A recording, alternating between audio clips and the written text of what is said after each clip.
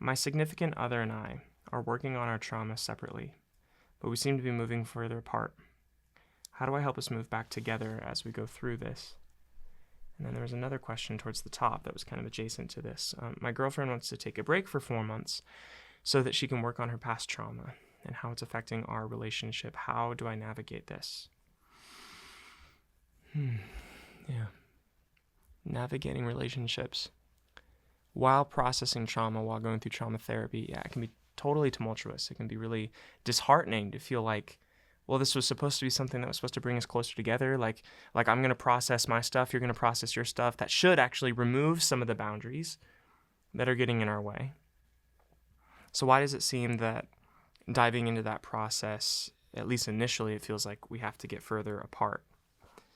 The first thing that comes into mind for me is an example that I think functionally is very similar to this would be actually in the case of like OCD. When you're working with someone who has obsessive compulsive disorder, it's actually very advantageous to bring in the partner into the session as well, because typically there's like these micro routines that the partner actually ends up getting just conditioned into, whether intentionally or unintentionally, that reinforce some of the problematic behavior. So for example, let's say that somebody has a compulsion to wash the dishes 5 times every night before they go to bed. If you were partnered to somebody who had that compulsion, you could choose to let them do dishes in the evening time before bed, but you might feel some compassion for them and you might feel sad and you might feel like, this isn't really something I know what to do with, so I'm just going to jump in and I'm just going to help them. So you might jump in and start drying dishes for them, or at least spending time with them as they are, moving through their compulsion. And then over time, maybe over years, that actually might start to become a bit of a bonding experience for you, because it's a time every night where for you, you're serving your spouse, you're serving your partner, you're helping them. And they are really stressed, maybe initially before bed. And with your help, they can move through doing the dishes 5 times faster. And that's actually kind of a bonding moment for the both of you, right? And then, the partner starts to go to counseling and starts to kind of work on their stuff and actually is making some progress. And then there go the evening quality time moments together of getting to do the dishes. And then a few things can happen. It can actually feel like the two people are getting further and further apart because this bonding mechanism is actually detaching. In some cases, in the OCD example, the partner can start to kind of undermine the counseling, actually start to provoke maybe even subconsciously some negative behaviors to get them back to that thing that felt so bonded and close. In other words, there's lots of routines that maybe were formed within a maladaptive or within a problematic environment that actually had some bonding characteristics.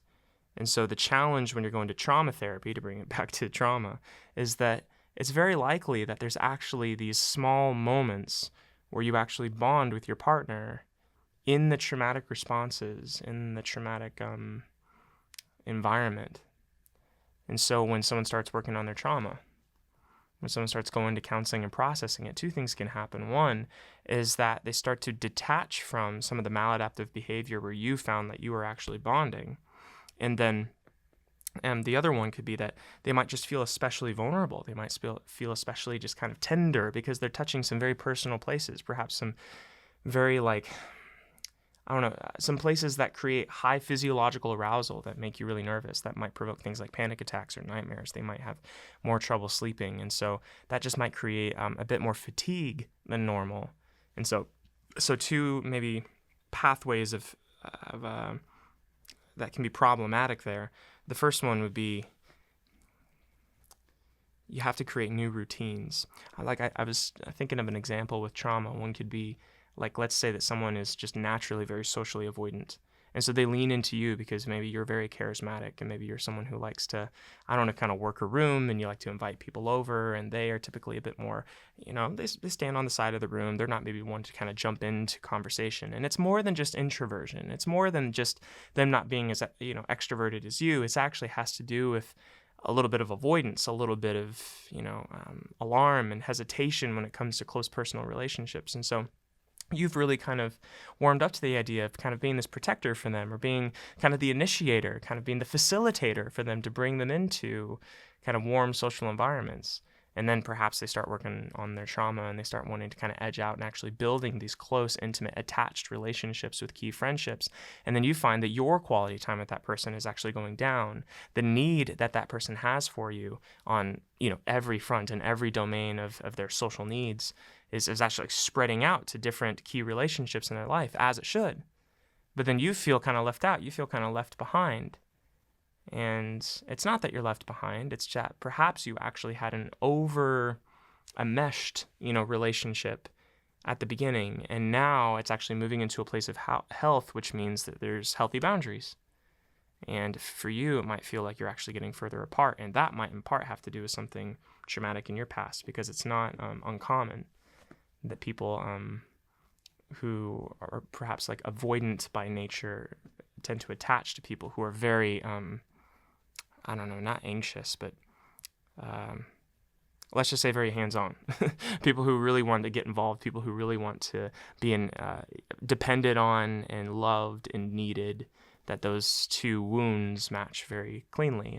And so when health starts to enter the scene, when healing starts to come, that actually presents a problem in a domain like that. The second domain, though, that isn't quite maybe as deep and enmeshed as that. The other one can just be that, how do I describe it? Everyone has normal arguments. Everyone gets into just normal fights about the trash. Everyone gets into normal fights about disciplining kids or, dishes or finances. And when you're moving into trauma work and you have this perhaps elevated amount of fatigue, it takes a lot less to push your buttons. It takes a lot less to lose your temper. It takes a lot less to shut down. You could think of it like before, when you go into arguments, maybe you're at like a 3 or a 4 level in intensity. But now that you're kind of doing trauma work and you're kind of maybe going through something like EMDR, you're going through something kind of experiential where you're actually kind of revisiting some past memories, something like that. You kind of just are operating at like a 5 or a 6, just kind of at your baseline. And so that means that arguments that wouldn't have really pushed you over your threshold before, arguments that wouldn't have been very problematic before, now can push you over that threshold of intensity to where you feel really unsafe, you feel really alarmed, you feel really unsettled. And something that was really kind of just mundane and normal before suddenly turns into this big argument. And that's actually to be expected. That's pretty normal. The key there isn't necessarily to avoid the arguments, because you could just say like, oh, I'm going to try to not bother them. But like life happens, and we're not talking about big significant arguments. We're not talking about your relationship with your in-laws or something. We're talking about routine stuff like, make sure to close the garage door, after you get home, or make sure to not leave your shoes out. Like, it's typically the big arguments aren't over these big, huge things. Huge arguments can erupt over very small things, but dealt with in very problematic ways. And those ways that are problematic can be something like, like with a lot of criticism, a lot of intensity, shutting down really quickly, kind of blocking the other person out, something along those lines. It's like we kind of resort to unhealthy styles of communication, unhealthy conflict resolution techniques when we're stressed. And so maybe the thing to do in that circumstance is to really focus on the repair on the other side of things. Like, it's okay, you're going to get into those arguments. That's going to be normal. But something that you can do, that you do have control over, is after the moment of feeling like, oh man, we really blew it, or oh man, we lost our temper, or one of us stormed off. Okay, let's loop back around. Let's try to repair that connection. Let's talk about how you felt in that moment, talked about what it was like to be in that argument.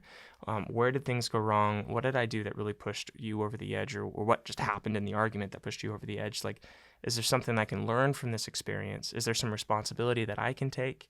Is there some spaces maybe even where I can express what it was like to be in that moment? Like, I thought everything was fine, and then maybe they just kind of snapped at me, and that was kind of alarming for me. And so how can we come close and repair after an argument, even if we're not fully in control of how fatigued or irritable or sensitive we are at any given particular point?